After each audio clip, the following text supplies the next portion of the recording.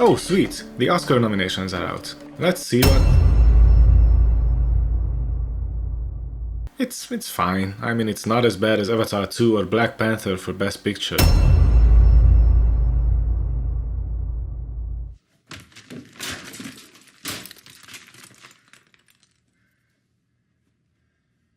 Okay, the Oscars has been a parody of itself for a while now.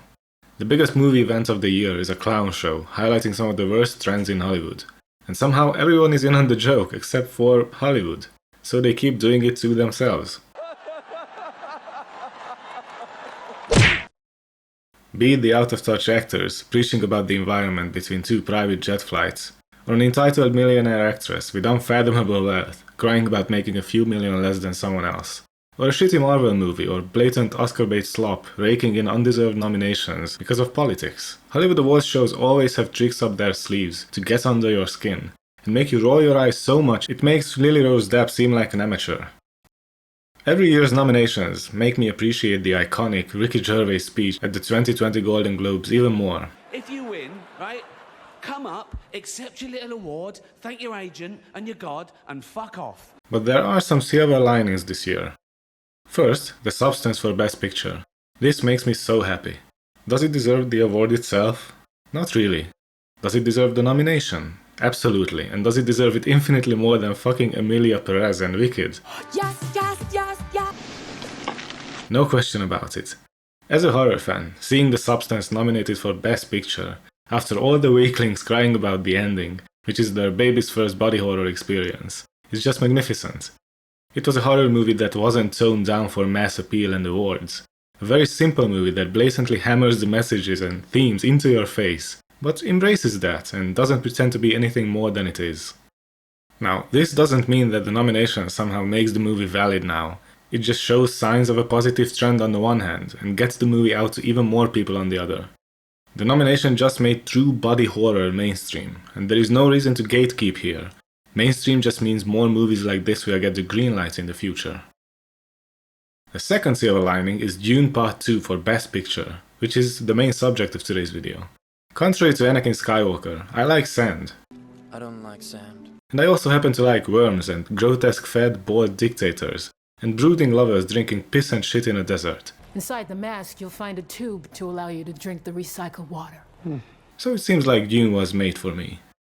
I recently rewatched both Villeneuve movies back to back while building the Lego Ornithopter, which my girlfriend got me for Christmas. And I have to say I highly recommend this. It's the true patrician way of watching Dune.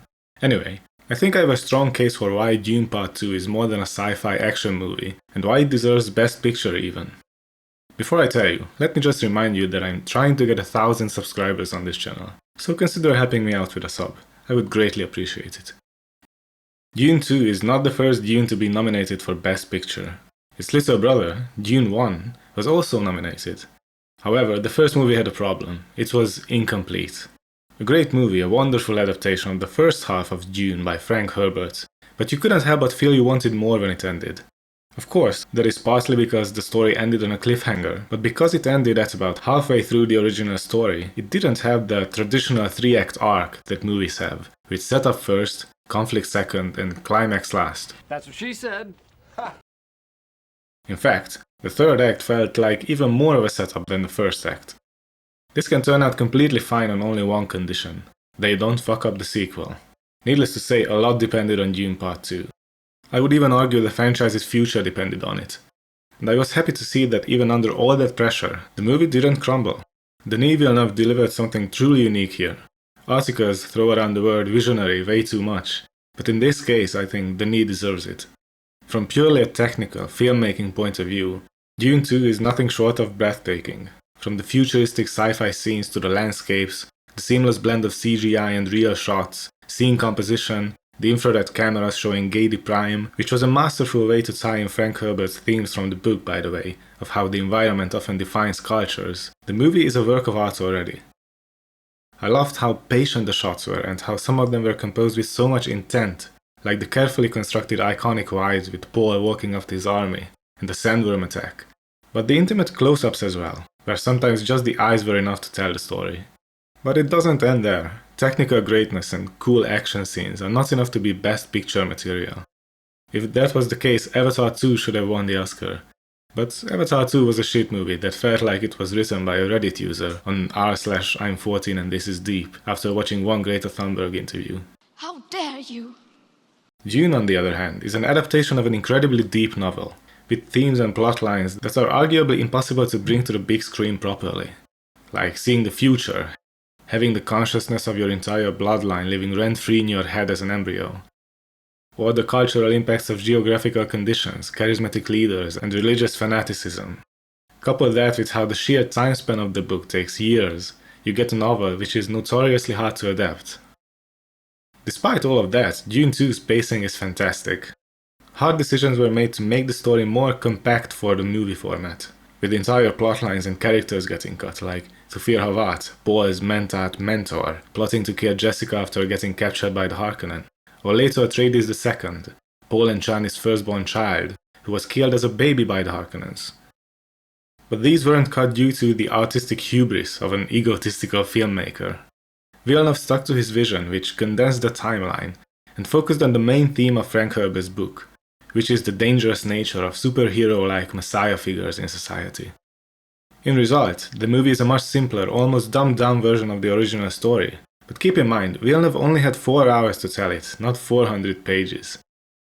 This way, Dune 2 is a more tightly paced, exciting movie, but still way slower and more patient than the average sci-fi, and tackles subjects rarely found in popular or commercial media, while reaching the masses that such media often monopolizes.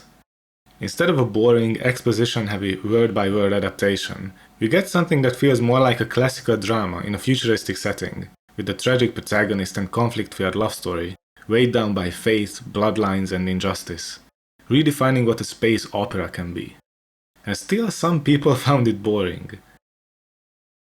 Now, what made all of Dune gel is the atmosphere, which was again 10 out of 10. The soundtrack and art direction is out of this world, and the icing on the cake is Timothée Chalamet's performance. I admit I wasn't sold on him when I first heard the casting choice, but he's terrific in the role, with truly memorable line delivery. Not just the shouting and worm riding, but the more subdued moments especially. Lead them to paradise. I can't remember the last time such an ambitious project was adapted this successfully, other than The Lord of the Rings. Yes, it took a few liberties compared to the source material, but the result is a movie that is stunning, thought-provoking, wonderfully acted, directed, edited, scored, and is clearly a passion project for the people involved. So, getting back to my point about the first Dune movie, how so much depended on the sequel, I think it sealed the deal. Point is, the two movies make an epic, complete saga that rips you out of this world, makes you think and leaves you wanting more, which you can get by reading the amazing books. I adored the sense of scale they were able to create. You just feel how Paul's actions affect so many lives, which is a huge factor in why people are interested in the lore and get invested in Dune's history and timeline. Watching Villeneuve's Dune movies, you are witnessing movie history with real impacts on the subculture. I don't think any other movie reached such highs this year. Hell, we can be happy if one movie achieves that every decade. So I feel we really need to appreciate and honor that. You might think another nominated movie was better in some way. Some of these movies were fantastic. But you know what? I don't care. Dune deserves it. So, Academy, please stop giving awards to pretentious virtue signaling and swallow the Dune pill, especially considering how the movie was completely snubbed in other categories. And if you, dear viewer, are interested in Dune lore, maybe the recent Dune series on Max, Prophecy, which kinda sucked, feel free to check out my in-depth review on it, or my first video ever, which was a comparison of Dune Part 2 and the book. Make sure you're subscribed and see you soon.